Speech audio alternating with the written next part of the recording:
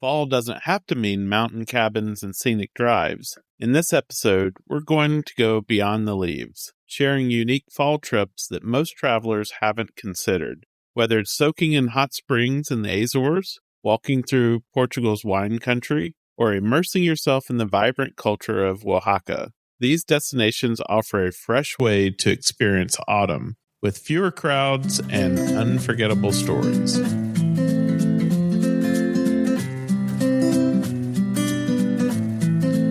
We're Scott and Melissa, the Sunshine Travelers. We're all about exploring the world and sharing the journey with you. Whether you're a seasoned traveler, dreaming of your next adventure, or just here for the stories. No matter where you are on your travel journey, we've got firsthand experiences, tips, and plenty of inspiration from some of the most amazing places on Earth. So buckle up and get ready to travel with us.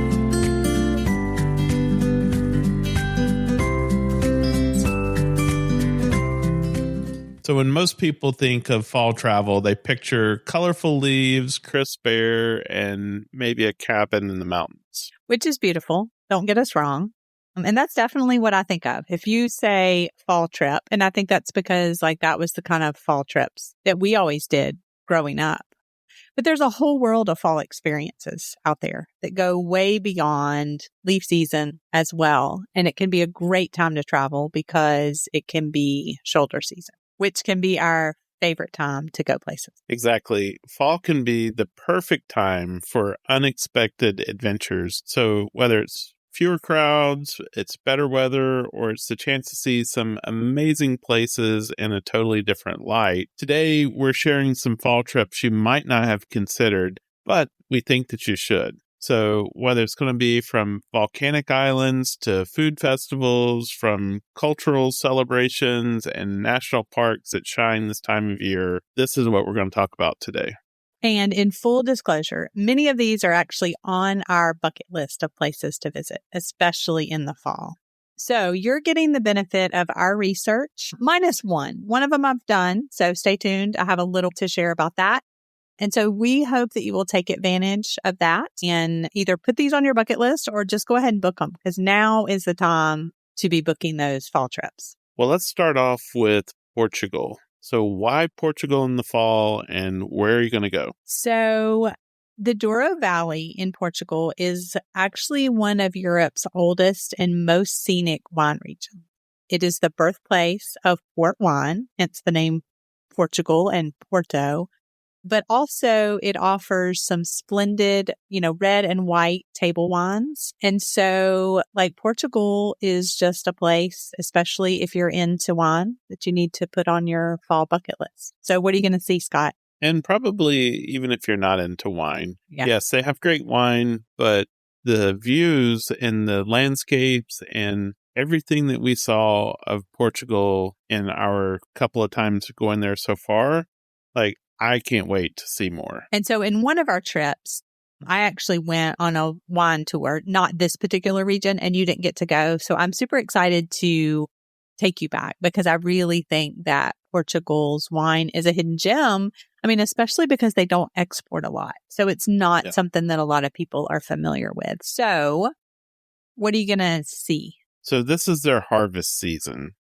And being in a wine country, doesn't matter whether you're out in California in the wine regions or you're in Italy, right in the heart of Tuscany or Umbria, but being in these wine regions, this is when they're harvesting the grapes and they're having lots of festivals and cultural celebrations celebrating that harvest. And the vineyards, the leaves are starting to kind of turn that golden color. And so this is a really good time to be there and experience in this part of Portugal. What's funny is of all the different wine trips that we have done, we've never hit it in the harvest season. And so that's something that would be on, my bucket list is to experience at that time of year. We've always gone in the spring. We did do a harvest one time. It was in the North Georgia mountains at Chateau Alon. Yeah, that's true. And they had it where you could get in and stomp the grapes and all those things. Yeah, that's true. But I wouldn't say that that's the same. I wouldn't compare Chateau Ylan to this region. However, this region is known for having excellent wine, for having really good food, and a lot of history without having the price tag associated with like a Tuscany. We mentioned this on our Portugal episode. So if you're interested in just like more about all in Portugal in general, we'll link that episode because we mentioned in that one that I went to that tasting and I came back to the hotel and I had like 5 or 6 bottles of wine. And you were like, what are you going to do with those? Like, how are you going to pack those in your suitcase? I was like, I don't know, but they were like €5 for the, €5 each. Like, and it's really good. And so I couldn't pass that up. So that is definitely, that's definitely something to consider. But Scott, there's a couple of different ways that you could see this area, right? So, I mean, you can always go, and just book your hotels and drive or take transportation. But there's also a couple of unique things that you could do. Tell us about that and then maybe which one you would pick. So you guys know that we're huge fans of Max Adventure for self-guided tours, and they have them both for walking and biking in the Douro Valley. And so, depending on what you're interested in, it was interesting because when we interviewed Lauren from Max Adventure, I kind of said, I don't know about getting on a bike and going around and visiting these wineries and then have to get back on the bike again. And she said, oh, but that's where we've got you taken care of, because often on like these bike trips, they're having you bike to the winery and then you're going to stay at the winery. And so, or they'll have somebody come pick you up or whatever the answer is. But like that winery will be the end of your biking trip for that day. So that would be a great way, just after our experience of walking through Umbria, and stopping at the wineries. That would be a great way. And especially that time of year, right? Temperatures in the 60s and 70s, right? So you've got a little bit of layers and stopping to have that wine. So we've picked out a couple of those. We will link those for you so that it'll be easy for you to find those. But yeah, that's definitely. Okay. What else? Another way to do this is you can take some small river cruises on the Douro River, starting in Porto and go down the river. And from there, you'll be able to get off at different wine estates and go and tour those wineries. And like I said, even if you don't drink wine, these places are beautiful. I mean, just the scenic views with the vineyards rolling down the hills. I would go to one of these even if I didn't drink wine. Yeah. And a lot of these, so with those river cruises, like they already have some of those experiences built in, right? So getting off, probably doing like what we got to do in Umbria, going to the wine estates and learning about their history and their wine and stuff as well. And if you didn't want to do the whole thing as a river cruise, you can also do like a smaller boat ride between the wine estates, right? Yes. Like for a day or two, just depending if you didn't want to do the whole river cruise excursion. So lots of options there. Yeah, it's kind of like we did the wine train in South Africa. Here they have little small boats that go from one estate to the other. So which one do you think you want to try first? I think we should do both. Let's just do both. Yeah, I totally agree. That would be fantastic. But doing a river cruise, we have not had the opportunity to do that yet. And so that's definitely on our list. Yeah, but, getting out, being in the fresh air, walking through the wineries and walking through these vineyards with Max, like, I don't know, that's hard to choose. 100%. Maybe we should do it and then say, okay, here's this experience and here's this experience so that we can show them. But I want to try the bike tour as well. I do too. Yeah. And we saw people doing that when we were in Umbria. We did. You can do the biking, but they also offer the e-bikes so that you have a couple of different, skill levels taken care of. If something like they look at the bikes and make sure everything's good and, you're not just kind of on your own. So that's what I like about that. Well, we're going to cross the globe to another region that has been on our list. It's somewhere that we would like to do this. We don't have it planned yet. However, I was sitting here as we were planning for this episode, and I was even asking you, I was like, is there any way we could fit in one more trip this year, and that's to Oaxaca, Mexico for the Day of the Dead festivals. And I think the real name of it is Dia de los Muertos. And that's from October 1st through November 2nd. And it's such a rich cultural experience with lots of tradition and cuisine, all kind of blended into that. And they say if you're a photographer, like this is one of the most fabulous times of the year to be there because you've got all of the costumes, you've got all of the flowers, you've got street performances that are going on in nearly every corner of the city. Lots of parades through the streets, skeleton masks and puppets, traditional dancers.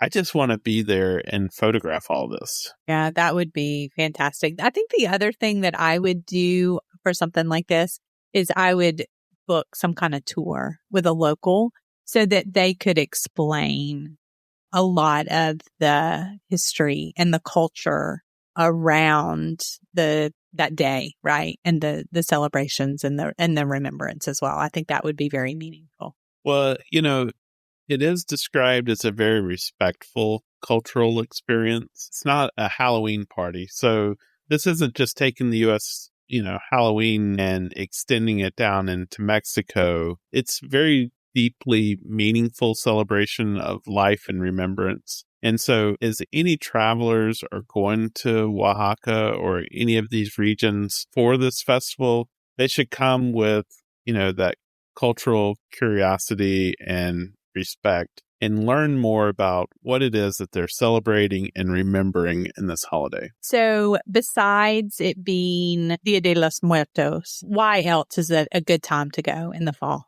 Well, it's ideal weather. Being in Mexico in the summer is rough. It's brutal. And so now you're dealing with temperatures that are in the 70s. So it's just a really good time of the year to be there. And as you kind of mentioned, there's lots of opportunities because they want you to come and be a part of this festival. They actually are encouraging visitors to come and understand this culture. And so during that time, they have lots of hands-on demonstrations. There's cooking classes and culinary tours that you can go on. And so this is a really good time of year to visit Oaxaca. And, Oaxaca is the home of mezcal.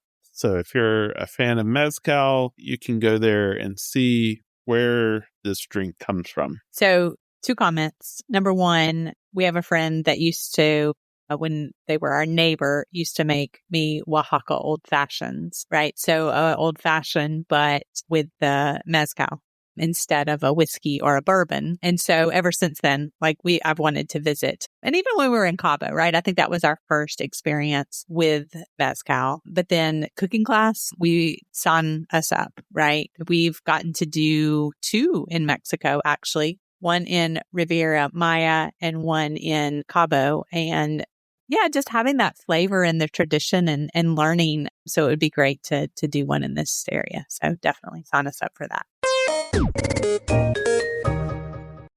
Are you looking to plan your next unforgettable adventure? At Sunshine Travelers Experiences, we specialize in helping you create tailor-made travel journeys that turn your vacation dreams into reality. Whether you're craving a relaxing beach escape, an awe-inspiring cultural journey, or a thrilling outdoor adventure, we can help. Why choose Sunshine Travelers Experiences?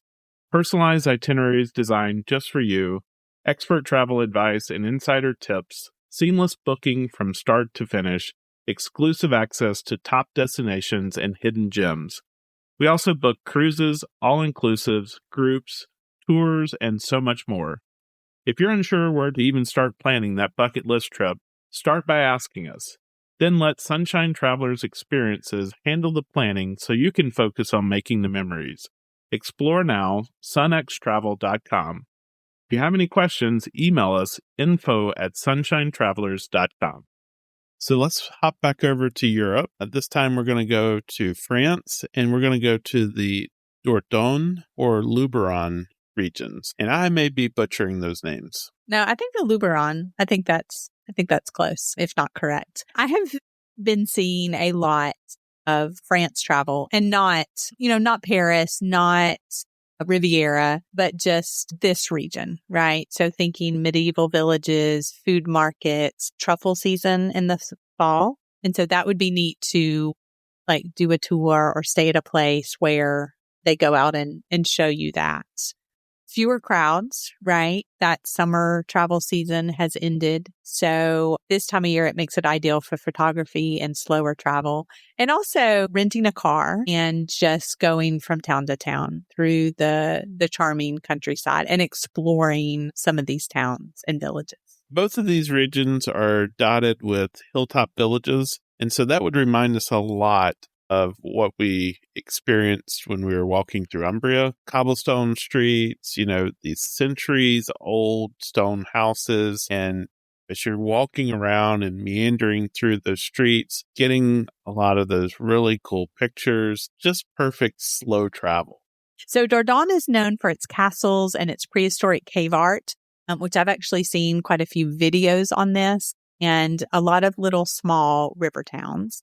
And then Luberon features lots of little villages, all surrounded by vineyards and golden hills, and just would be just magical in the fall. Yeah, so this gives you the opportunity to get your 4-star charm at 3-star prices going in the shoulder season. And then because this place is so popular in July and the summers, it's really hard to get reservations at a lot of the restaurants. And so here in the shoulder season, you can get your dinner reservations that you may not be able to get earlier in the year. We do suggest that listeners that are interested in this region, that they go between late September and mid-November. That's when the markets are going to be bustling. It's not quite as congested from a traffic perspective. There's a lot of boutique hotels that run specials that bundle tastings or cooking classes. So a great value for your dollar in going during this time of year. And so we mentioned that, renting a car, choosing a few places and spending, a few days or a couple of days in each place. But Scott, Max Adventure might also be a great option for seeing some different places in France as well. Yeah, they have quite a few offerings in France. France is one of those places where we've just kind of dipped in. So we've been to Paris a couple of times and we've seen a lot of Paris. I still want to go back and go to Versailles because we haven't had the opportunity to do that yet. But I also want to spend time just in the countryside of France exploring. One time I was there and stayed in the chateau that was built like in the 12th century. I mean, it dated way back. And over the years, they had added on to it and remodeled it. And so I've said, like, one fall or one winter, I want to go and rent one of these chateaus. And they've got these huge fireplaces. And I just want to keep a fire rolling in that fireplace like all afternoon long and just sit there and enjoy it. That sounds fantastic. And the other thing we should add is France is so well connected with its trains, right? And high-speed trains that you can easily get from Paris out. So if you don't want to have a car in Paris, because Paris would be a really good jumping off point, right? It's easy to get to, from a lot of places. And so you could take a train too, and then see if you want to explore further where it would be difficult, then rent a car or do one of the walks. Or you could just see if doing some of the train and looking into like a rail pass or something might be a good option as well. The next place that's on our list that we think you ought to check out is the Azores. And this has been described as nature's best kept secret. It's, kind of like a mixture between Iceland, Hawaii, and the Alps, all at a fraction of the price. Yeah. So you may have seen this if you've seen people talk about the Hawaii of Europe. This is what they're talking about. And so the Azores are actually a part of Portugal, correct? Yeah. Yeah. If you look at the map, they are actually a good way off of the coast, right? So like if you look at the map, it's like they're out in the middle of the ocean, kind of like Hawaii, right? And so from the East Coast, and some of these flights are seasonal, but when you could get direct flights, it could actually be like 4.5 hours from the East Coast. Otherwise, you are going to need to go to Europe and then fly to the Azores. But they look absolutely spectacularly breathtaking. So what are we going to do in the Azores? What's the attraction there? All right. So known for hiking trails, hot springs, crater lakes. So it's, volcanic, right? So that's why the comparison to Hawaii, to Iceland, right? Because you have that volcanic. So just exploring, taking your hiking boots and planning to do that. Well, they have very mild weather that goes until November. So you can expect a lush green year-round there. But September through early November is probably one of the best times to visit. It is very affordable compared to mainland Europe. And like Melissa said, during certain times of the year, there are direct flights from the U.S. So from the east coast of the U.S. to the Azores is like a 4 to 5 hour flight. So you probably want to watch out for some of those deals. And also here, you're going to want to look for boutique hotels and guest houses that have just absolutely stunning views. And some of them can even be found for under $150 a night during the season. So if you've ever wanted to feel like you've discovered a place before everyone else, the Azores are it. Now it's gaining in popularity. So get this booked and go. It's still wild and peaceful and surprisingly, close to home for us on the East Coast. And I want to give one other tip that I saw recently. Somebody that I knew went. And she said, slow down and don't try to see or do too many places. So her tip at the end was we just thought, if we just go see this one more place, this one more island, and then we would come home. And in hindsight, she said, I wish we would have spent that one more day to spend another day in, the place they were before. So maybe pick a place or two and just immerse yourselves and try to, say, okay, we're going to try to see everything because you're not anyway. So I just wanted to pass along that tip because that's something that I'm keeping in the back of my mind. It's kind of like what we said for Iceland, where I can't see the whole thing. So let's make sure that we immerse ourselves and, do an extra hike or something like that instead of traveling so far or driving so far. Well, this last one is for people who are like, okay, listen, guys, we're not going to be traveling all over the world. We're not going to go to all these places. So what are some places in the U.S. that would be good non-typical fall trips? So how about the U.S. desert Southwest, as in Arizona, North Arizona, up into the Utah's national parks? I think that's great. I haven't spent a lot of time in this area. I know you've been to one of the parks that we're going to talk about. And so why don't you tell us a little bit more about why is this area somewhere that you'd want to consider for the fall? Because it is so hot in the summer, like you've mentioned for some of these other places. But in September through early November, it can be ideal hiking conditions and probably even into December, right? We have found for part of this. So daytime temperatures can range in the 60s and 70s, mornings cooler and evenings. So again, layers like we always talk about, but that summer heat is gone. And then the crowds thin out because this is a place where I think a lot of families go, take a lot of kids during summer breaks as well. So especially by mid-October. And so October was the time of the year that I visited a couple of these places. So take us through a few of the places that we're recommending people to take a look at and to think about. Okay. So national parks, and then I'll talk about kind of what we did. But Zion National Park, towering sandstone cliffs, the famous Narrows hike through the river could be a great idea. So let's say you just have a long weekend, probably plan on one of these and then make sure that you still look into park reservations and tours and things like that, depending on their popularity, because you don't want to get out there and not be able to get in. Bryce Canyon is another one. Surreal hoodoos and amphitheaters that just glow at sunrise. Capitol Reef, red rock domes, orchards, hidden petroglyphs. Arches National Park, so over 2,000 natural stone arches, iconic at golden hour. And then Canyonlands National Park, vast canyons and mesas. And again, this time of year, fewer visitors and just more solitude, which is a great way to see these. So if you've ever been to a national park, when it's packed out, then You know what I mean, right? It's just people and cars, and it's hard to find parking and all that. So that would be the allure of going this time of the year. And which one of these did you go to? So I actually went to Monument Valley National Park. So right into Utah. So none of these, but right into Utah from Arizona. So of these 5 that we just talked about, they're known as the Mighty 5, which I didn't know that. That was something that I found out in doing some of the research. And they're all within like a 5 to 6 hour driving loop. So if you want to make this bucket list worthy road trip, either as a couple or with some friends or your family, you can kind of combine these together and do them all at the same time. I think the key here is making sure that you're planning in advance, because even though it is shoulder season, there are a lot of people who kind of think the same way, as this is a good time to go and visit. So some of the accommodations at these places may book up.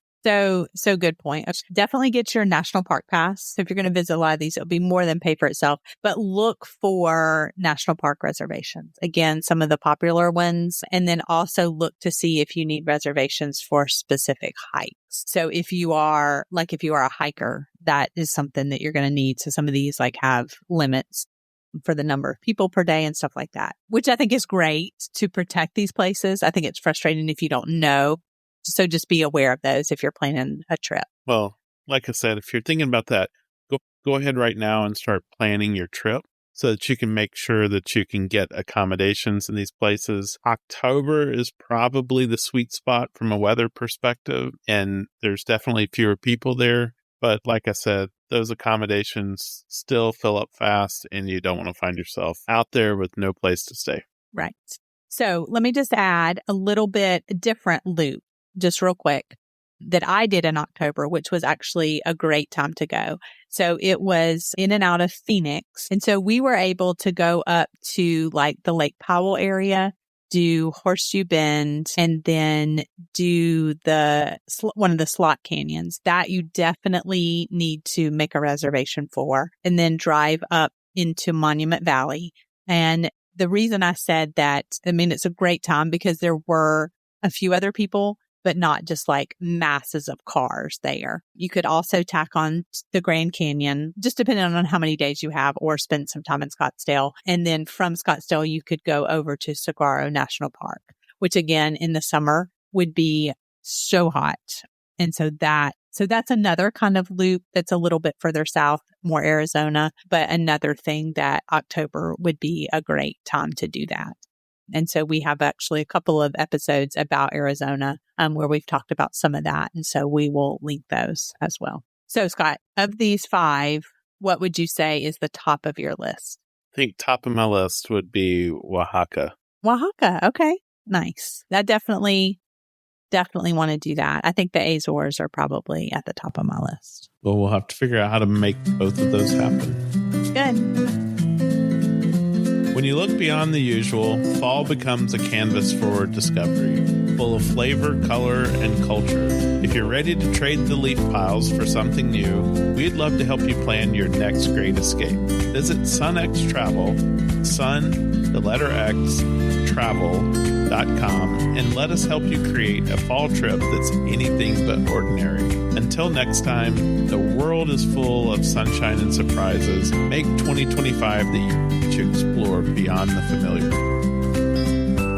That's a wrap on this episode. We hope it gave you some inspiration for your next adventure. If you enjoyed the show, we'd love for you to leave us a 5-star review on your favorite podcast platform. It helps others find us and keeps the travel conversations going. Don't forget to follow or subscribe so you never miss a new episode. And come hang out with us on Instagram or Facebook at Sunshine Travelers Podcast. That's Travelers with 1 L. Most importantly, share this episode with a friend. You never know, they just might become your next great travel companion.